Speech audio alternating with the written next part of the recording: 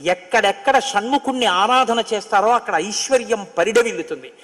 పక్కన ఉన్నటువంటి తమిళ దేశం, ద్రవిడ దేశంలో అంత ఐశ్వర్యం వచ్చింది, అన్ని పరిశ్రమలు వచ్చాయంటే కారణం ఏమిటో తెలుసా అండి?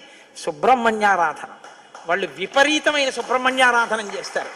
సుబ్రహ్మణ్య ఆరాధనం చేసినా, షణ్ముఖుడికి ప్రదక్షిణం చేసినా, ఆయనకి నమస్కారం చేసినా జ్ఞానము, ఐశ్వర్యము, సంతానమునకు క్షేమము, ఆయువు, ఆరోగ్యము అన్నీ కలుగుతాయి.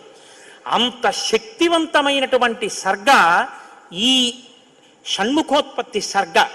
అందుకే వాల్మీకి మహర్షి ఎప్పుడూ కూడా అసలు ఫలశ్రుతి చెప్పరు.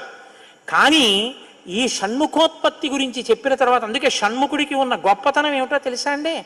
ఆయనకి ఒక గొప్ప విజయాన్ని సాధించాడు షణ్ముఖుడు ఒక్కడే.